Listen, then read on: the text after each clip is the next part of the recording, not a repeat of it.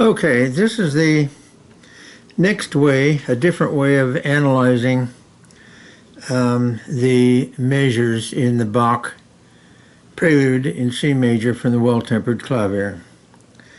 Now, the first way you did it by writing on music manuscript paper each note, each of the notes' functions, and I will repeat again, function are numbers, nothing else. And they're Roman numeral numbers or they're Arabic numerals, just your regular 1, 2, 3, you know. Okay? Then you listed under that the function of the chord or the function of the root, say. In other words, if the root is on C, then you've got a C major chord there in this particular case, and the 1 indicates a chord built upon C. So the chord is C, E, G because that's the tonic.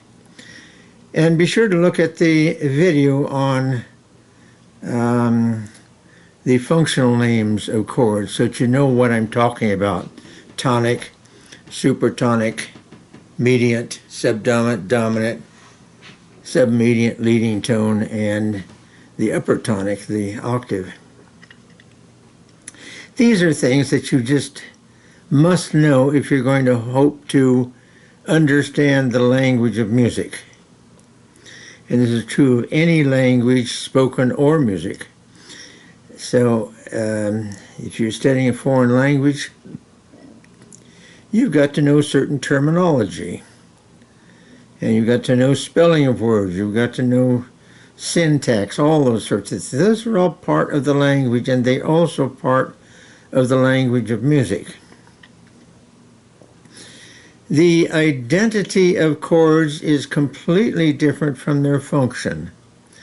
You can have any identity on any function. Let me repeat. You may find, let's put it that way, you may find any identity on any function. For example, you have the function tonic.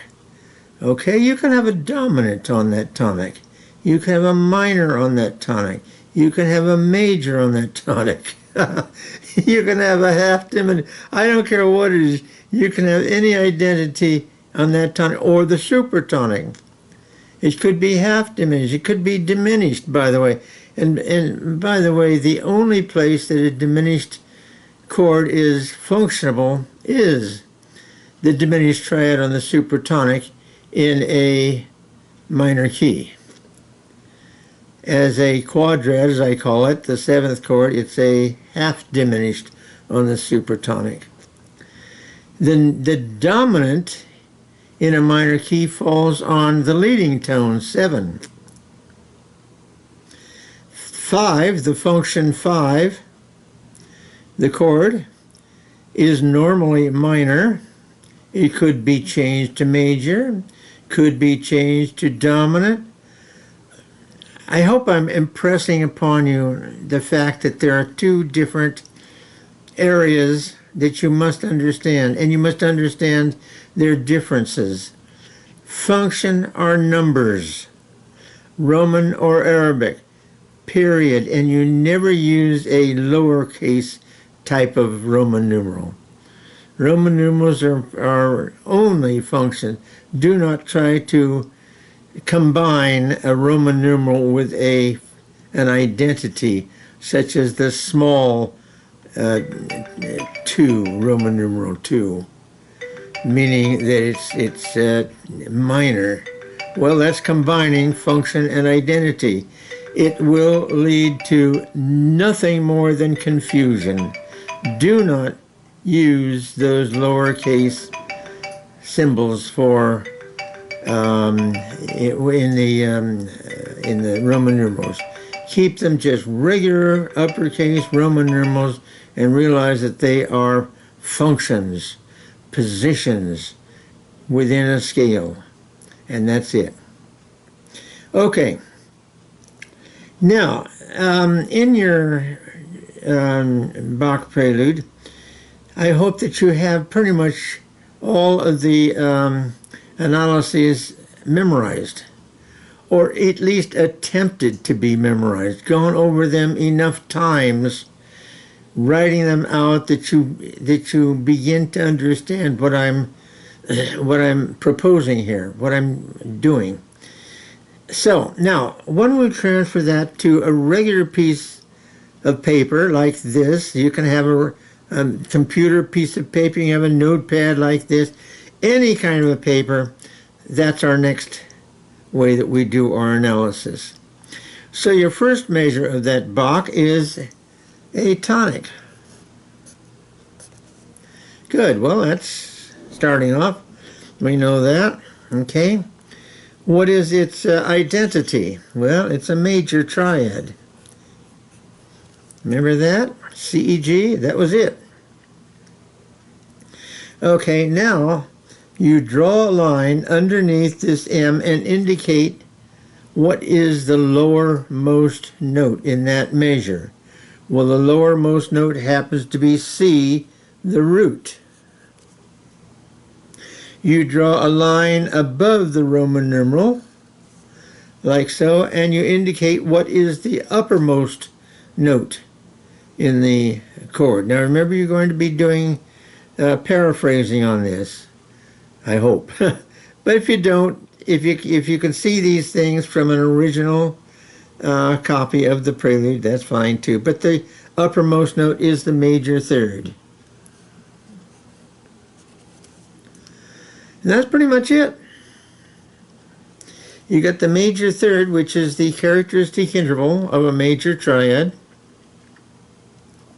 And then you don't need to use a ruler, just simply draw a bar line here. And the second chord. Well, the second chord was based upon D, the root. And we had defined the root by rearranging the notes in line, line, line, or space, space, space order. So we came out with D as being the supertonic. That's the position, that's its function. And it is minor. Draw a line above. You can do this in any way, in any order, in any order you want to, but I've chosen to do the uppermost note is minor. It's a minor third. Now, the minor third is the characteristic interval for the minor triad, except that this isn't a minor triad because the lowermost note is a minor seventh. Therefore, you can say that it's a minor seventh chord. But I really object to that, even though it's fairly permissible, and if you know what you're talking about. But I've been using the word quadrad. You got triad, 3 notes, quadrad, 4 notes. You don't confuse ever function and identity. Any notes you want to make here, after that, be my guest. If you want to write out the notes of this chord, for instance. All right, 2, D, F, A, C. If that helps at all, because somewhere along the way you might have to. On the major triad, for example, C, E, G, I don't think you need to write out those notes. It's just a little too simple. Draw your bar line. Okay, the next one is going to be a 5 chord, a dominant. That's its function, and we're always going to keep it uppercase. Okay, now, the function. Now, you've got the C. And by the way, if you want to do that, the minor seventh is C, right there. C is the minor seventh. What do I have here? Oh, equal sign. Couldn't figure out for a minute what that was. Minor seventh is C. All right, and that C is the minor seventh of the D minor quadrad, or the D minor 7 chord, if you like. Now that C moves to B as the lowermost note here in this dominant. So, Let's find out what we have here. In the uppermost note, we will have, now we've moved from a major third, and if you want to put that in, that's a E up here. And this goes up to F. The minor third is D, is F. There's D, F, A, so F is your minor third. Now that F will remain, now I'm doing this all by memory because I've done it several times, and you should do it several times so that you can do it as I'm doing it. F is the minor seventh up here. Make a note for yourself if you want to put these things in. And now we're not going to put in the identifier yet because we don't know whether this is a minor chord or whatever. It probably won't be a minor because the minor is never found normally on the dominant. And you probably know it, but the dominant identity is found on the dominant. And again, I want to emphasize that that word dominant has two contrasting definitions. The first definition is dominant, the fifth note of any scale. Or if it's the fifth note under the tonic, then it's called the subdominant. But of course, the subdominant is also one step under the dominant. It's the same note, F. You figure these things out. Never, whatever I'm saying, if you don't visualize it, go to the piano and play these things as I'm describing these things. I want you to know thoroughly what I'm talking about. Okay, let's assume it's a dominant. What is your lowest most note of this dominant? Okay, we've gone from C major, which is the roots on the bottom, which would be C, of course. Then you keep that C as the minor seventh. Then that moves down a step to B, and B is the third of the dominant. The dominant is G. That's the fifth note of the C major scale. Okay? Now if I say that this C has moved down a step to the B, well, what function is that in terms of the G chord? Well, G, B. Well, G to B is two steps, so it's the major third. Aha! Now we can say here that's a B. Now the major third and the minor seventh are what? The augmented, excuse me, not the diminished. Is it though a diminished fifth? Was it B to F? B to F sharp is a normal fifth, though B to F indeed is a diminished fifth. Now, a diminished fifth is inharmonic with an augmented fourth, but you have to determine whether you're talking about five notes like B, C, D, E, F, that's five, and then F sharp would be normal, so B to F would be diminished, and that is your tritone. So B to C sharp is a step, C sharp to D sharp is a step, and D sharp to F is another step, so that's three steps which tritone, T-R-I meaning three. So indeed it is a dominant. And so that second definition of the word dominant is a chord identity. Now a lot of the theory books will call it a quality. If you want to, I don't really care, but I think that identity is so much better a description of what we're talking about, because we're talking about something that you can identify as a dominant, either with the major third and the minor seventh on the piece of paper, on the music manuscript, or simply by hearing it. And when you have a tritone, it is a dominant, and the identifier is the X. X is used because it conflicts with nothing else in music theory or the language of music. So it's a perfect symbol. Draw your bar line. That comes right back to the tonic. And it's the same thing as the very beginning. You have the major third on top, and it's major, and you have the root on the bottom. Well, there's your first 4 bars.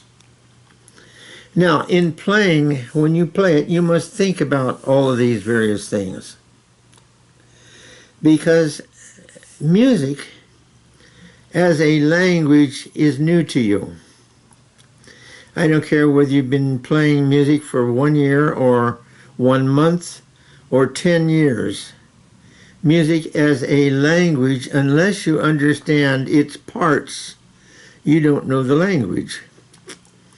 Let's say you've been, let's say you grew up in Germany or Austria or wherever, and you spoke the language. Well, good. Unless you have some idea of the spelling of words, unless you have an idea of the parts of words, syntax, and so on, your speech is probably very good because of the pronunciation. But your sense of creating a sentence, or in looking at let's say that you want to be an actor in that particular language. Well, if you're reading it, have no other acquaintance with the language other than memorizing certain sentences, if you will, or memorizing certain scripts, it's going to be difficult for you because you don't know the language. If you know the language, then memorization should not be difficult. If you take any kind of a sentence in your native language, which I assume is English, it's easy to memorize because you understand its meaning. But if it were a foreign language, you'd have a heck of a time memorizing a sentence of that same length because everything is unknown to you. So this that I'm presenting to you is an effort to get you to know what is in the language of music and its parts, its functions, its identities, its uppermost note, its lowermost note, etc., etc. Its characteristic intervals, tritones, that sort of thing. It's a lot of details to it, like any foreign language. But once you get a handle on these different areas and have worked with it for a good long time, make it a habit of doing this kind of thing with every single new piece that you start to learn. And by the way, we'll do that. I will work with you on that, with these videos. And then work everything that you have in this particular format. And then when you have the area where it's a dominant without a root, I think you can handle that. If you remember, the dominant without a root is the identifier, and the little 0 on the left-hand side means no root. Now, if there is a minor 9, you indicate it as a minor 9. Whatever that minor 9 is, indicate it and put it in there. That minor 9 is a B flat, for example, or whatever it happens to be. Write those things in your analysis here. And this should mean something to you. At the very beginning, when you first started these videos, I doubted that meant anything to you. I remember getting the John Mehegan jazz improvisation books, and he used X, and I could not figure out what on earth he was talking about. And he did not explain it. I just simply had to figure it out. That must be what he's talking about with that identifier. It's a dominant. Well, it worked out that way, so I satisfied myself that X was the symbol for the dominant. And then I found some other authors and theorists using the same thing, and they, of course, did not explain it. They just used it, so I've continued using it myself. And this started some 15, 20 years ago, so I've used it as a normal, natural thing in my indications. I do not use figured bass, for example. If you have any experience with music theory, all the theory books have figured bass in them. Well, figured bass, as I mentioned before, but I'll say it again, was developed during the Baroque for the keyboard player to realize, as they called it, an accompaniment for a Baroque orchestra. Well, unless you are a Baroque specialist, you have no use for the figured bass. So why go to the trouble of learning it when there are so much other more valuable things to learn? You simply indicate the lowermost note as a root, or the root, or the minor seventh, or the major third, or whatever it happens to be. And you do the same thing with the uppermost note. Another thing that the theorists will, all of them, start explaining is the secondary dominant. And that's a roundabout, confused way of explaining the dominant on other than the fifth note of the scale. So they call it a secondary dominant. And it's just a horror. I know it thoroughly, and I've rejected it as thoroughly because it's so useless. It's so idiotic. It's not really idiotic. It has a lot of logic to it, but the logic is just so convoluted and screwed up. It's of no use whatever. So there's certain things in music theory that are just not useful. This is very useful. So if you will do that, and if you have any trouble with any 4-bar area, like I put everything 1, 2, 3, 4 bars. If you have any trouble with any one particular 4-bar measure, write it out and say what your confusion or your problem is, and I will be happy to respond. I'm retired, so I've got plenty of time on my hands. So write me at Ralph, RALPH dot Hedges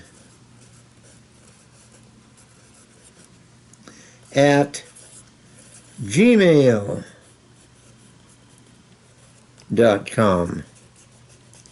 Be sure to include your email account and your name, of course. I need to know who I'm talking with. So we can establish a relationship. I'm not charging at the very beginning here for this, but eventually I will have to. I put in so much work on this, but it will always be a very small charge. And I would certainly appreciate your purchasing some of my work. Anyway, I think that's enough for today.